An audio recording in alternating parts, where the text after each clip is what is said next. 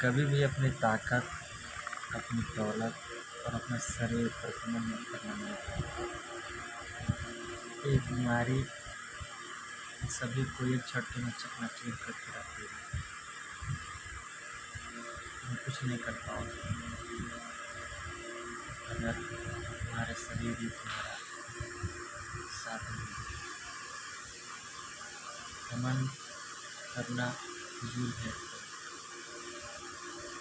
एक सेकंड में एक बीमारी तुम्हें मृत्यु से या पर मिटा सकती है। इसीलिए कभी भी बड़े बड़े कमाई धमाई वाले